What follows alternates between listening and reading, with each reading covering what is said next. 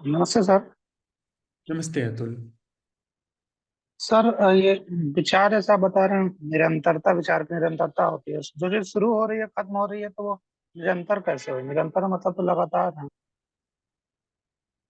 हाँ, शुरू होती है, खत्म होती है। तो शुरू होकर के खत्म होने में एक निरंतरता है, फिर खत्म हो करके शुरू होने में एक निरंतरता है। धरातल तो सेम ही है ना, जिसमें एक विचार का अनुभव होता है, एक विचार के न होने का अनुभव होता है। समझे बात? तो लेकिन मृत्यु होने पे तो खत्म हो जाएगी। अभी मृत्यु होने पे विचार का होना, विचार का न होना, ये दोनों खत्म हो जाता है। तो वह जिस पर मृत्यु होने पर विचार का होना और विचार का न होना दोनों खत्म हो जाता है, वह धरातल अभी भी है। उसको मृत्यु तक आपको प्रतीक्षा करने की जरूरत नहीं है। आप अपने अंदर एक्सप्लोरेशन स्टेब्लिश करेंगे तो वह जो मृत्यु के बाद वाला धरातल है, वह अभी आपके आपके नहीं, वह प्रकाशित हो जाएगा। समझे बात आप? जी सर। निरंतरता मिथ्या है, इसकी अंतर्दृष्टि हो जाएगी। सत्य सातत्य है, यानी विचार और विचार का न होना सत्य नहीं है। जिस पर विचार होते हैं और जिस पर विचार नहीं होते हैं वह आकाश सत्य है, जो कि विचार का होना और विचार का न होना महसूस नहीं कर सकता। तो फॉलो पकड़े बात यह है। जी सर। जिस पर वो घटित हो रहा मतलब वो। हाँ, तो ये अपरोक्ष प्रमाण है। ये न प्रत्यक्ष है न परोक्ष है, ये अपरोक्ष है। न यह विचार में है, न यह विचार में विचार के न होने में है। जी सर। सर और वो जैसे मान लीजिए अकेले हैं मतलब, तो उसमें जीवन किसको समझेंगे? मान लीजिए कुछ देख नहीं रहे, अकेले खुद का विश्लेषण विश्लेषण कर रहे हैं, जो भी कर रहे हैं, तो उसमें जीवन किसको समझेंगे? जीवन तो मतलब जीवित चीज होती है। जीवित चीज मतलब जैसे जो अभी है, पल पल जो खत्म हो रही है उसकी बात होती है।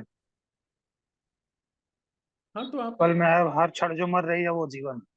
तो अकेले बैठे हैं तो उसमें मतलब जीवन से कैसे जुड़े उसको मतलब नहीं समझ आ रहा।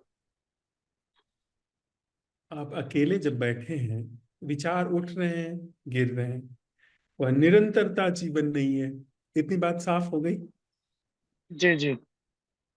पर माइंड मेड निरंतरता जीवन नहीं है। पर आपका हाथ तो है ना, मस्तिष्क में सोचने की क्षमता है ना, इल्यूजन गया, पर मस्तिष्क तो है ना,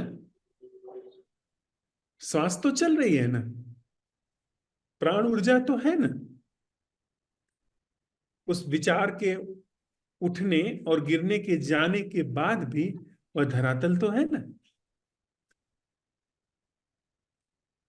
समझे बात? जी सर। जी सर। ठीक है सर।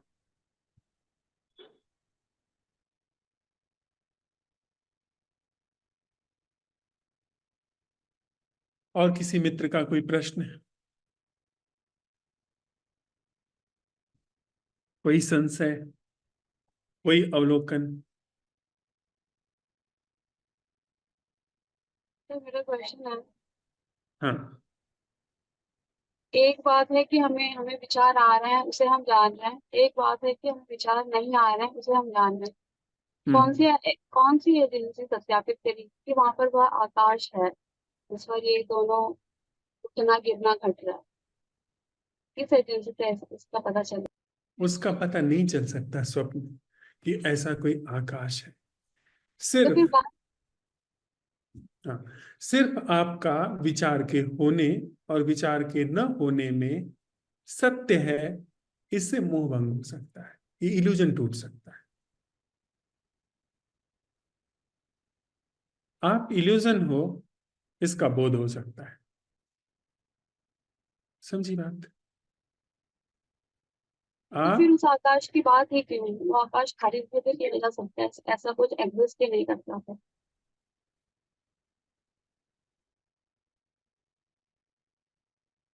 क्या आप तर्क से यह बात कह रही हो कि ऐसा कुछ एग्जिस्ट नहीं कर सकता, नहीं करता है? क्या आपका तर्क यह नहीं कहता है कि इसके पहले जब आप के अंदर सोच विचार की प्रक्रिया शुरू हुई थी, जीवन नहीं था?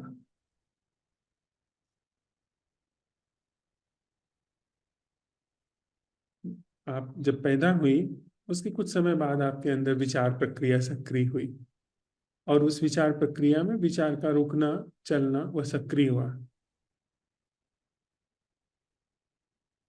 तो आप तर्क से कह सकती हैं यह बात, प्रमाण से, आंकड़ों से, कि वह नहीं था। और अगर वह वहां नहीं था और एक दिन आप समाप्त हो जाएंगे, तो आप कह सकते हैं कि हमारे आपके समाप्त होने के बाद वह नहीं रहेगा, वह धरातल। तो जब पहले आप नहीं कह सकते नहीं था, बाद में कह सकते हैं नहीं होगा, नहीं होगा, ऐसा आप नहीं कह सकते हैं, अभी आप कैसे कह सकते हैं कि ऐसा धरातल नहीं है? ये तो इलॉजिकल बात है, क्योंकि आपके इस विचार में नहीं आता, आपके अनुभव में नहीं आता। तो इस आधार पे आप क्या ये कह सकते हैं कि वह है नहीं?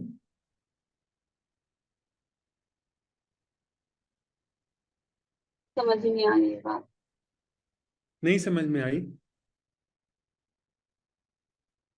जी सर, मुझे लग रहा है ये सापेक्ष सापेक्ष बात ही मेरी समझ में आ रही है कि या तो होगा या तो नहीं होगा। वो थर्ड जो आकाश है, जो उसके बारे में कैसे ही पता चलेगी वो आकाश है, सब पता नहीं, मैं शायद कह नहीं पा रही हूँ। सापेक्ष की लिमिट आपको समझ में आती है? हाँ, सापेक्ष की लिमिट समझ में आती है। लिमिट के बाद क्या होगा?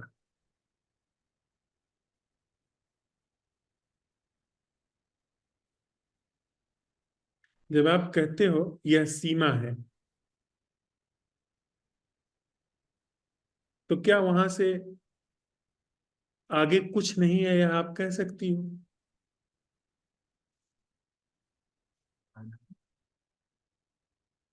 बोलिए। कुछ कुछ चलना है, वो क्या है वो नहीं पता, पर चलना है, लिमिट के बाद में कुछ है, पता नहीं क्या है। तो इसका मतलब कि आपकी बुद्धि में सीमा आ गई है, न कि जीवन में सीमा आई है। तो आप उसको जाकर के प्रमाणित करने की कोशिश कर रहे हैं, जिसके लिए आपकी बुद्धि सक्षम नहीं है। आपकी बुद्धि सीमित अर्थों में प्रमाणित करने में सक्षम है। जो आपकी सीमा के बाहर जा रही है बात, उसको आप कह रहे हैं कि वह नहीं है, ये तो बात इलॉजिकल है ना।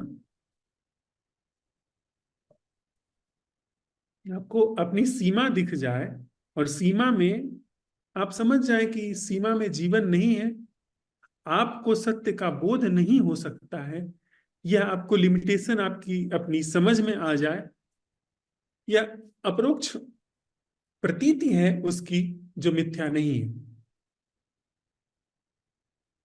ऐसा कह सकते हैं, तर्क से भी ये बात सिद्ध हो सकती है। बताइए ना, ये तर्क से सिद्ध हुई या नहीं हुई? आप इस तर्क को काटिए।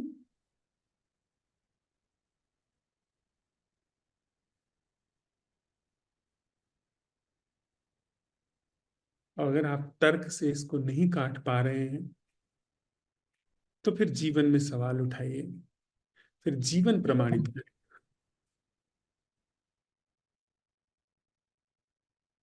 आपको अगर अपनी लिमिट, बात यह नहीं है कि सच है या नहीं है, गौर से देखिए, आपको अपनी लिमिट नहीं दिखी है। आपको अभी भी यह भरोसा है कि अगर सच जैसी कोई चीज होगी तो मेरे अनुभव में आएगी। यानी सही। यानी जीवन जैसी कोई पैटर्नलेसनेस जैसी कोई चीज होगी तो मुझे पता चलेगी। आप देखिए तो सही, आप क्या उम्मीद कर रहे हैं, क्या कामना कर रहे हैं?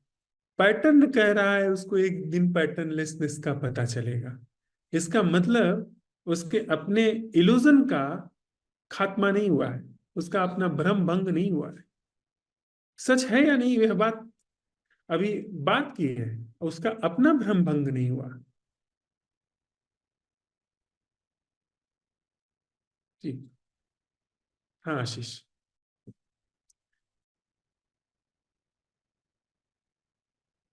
जी सर, प्रणाम। हाँ प्रणाम आशीष। सर जैसे मुझे बस बेसिक सी बात ये समझनी है कि मैं ये कैसे समझूं कि मैं सही दिशा में चल रहा हूँ। मतलब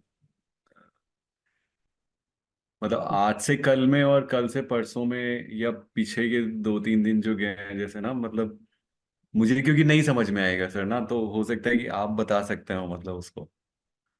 एक बहुत सीधा सा अनुभव है, जब तुम्हें अपनी लिमिट दिखनी शुरू हो जाए, जब ये दिखना शुरू हो जाए कि ये चीज इतनी तक ही समझ सकती है, इतनी चीज तक समझने के लिए बनी हुई है,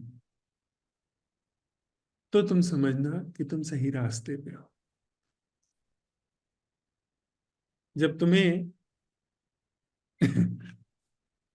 ये भ्रम समाप्त हो जाए कि कान से तुम रसगुल्ले का स्वाद ले सकते हो, तो समझना कि सही रास्ते।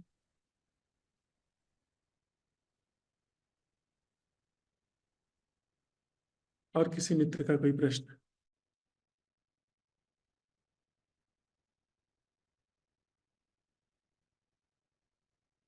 एकदम सॉलिड ढंग से हम लोग मूव कर रहे हैं।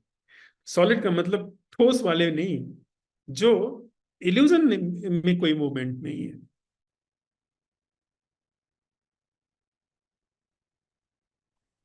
आपको कोई सिगुफा नहीं दिया जा रहा है।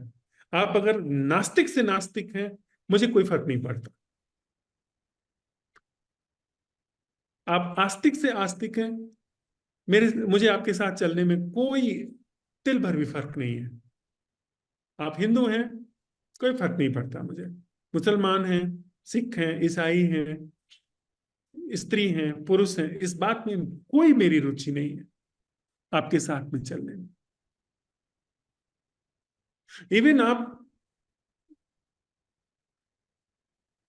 आत्मा परमात्मा को माने या ना माने, उसमें भी कोई रुचि नहीं है। अगर आप साथ चल रहे हैं तो एकदम फैक्चुअली हम मूव कर रहे हैं।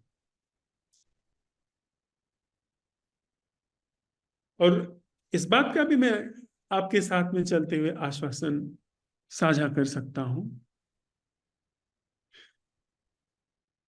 कि जो हम आप बात कर रहे हैं, इसको कहीं भी आप ऐसा नहीं कर पाएंगे कि यहां तक की यात्रा झूठ थी। यहां जो समय लगाया गया वो व्यर्थ गया।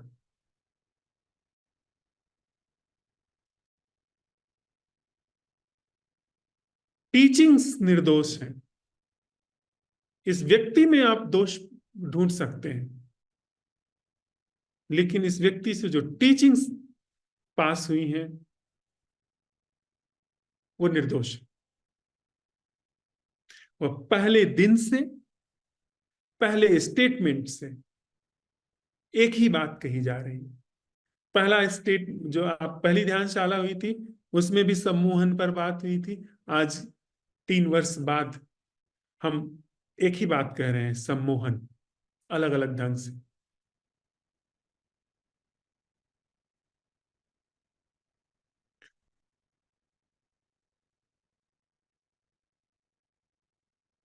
हम आप इस प्रश्न के अन्वेषण में हैं। ऊर्जा वह क्या है जो सभी तरह के डरों से मुक्त है? थोड़ी देर के लिए साथ में बैठते हैं।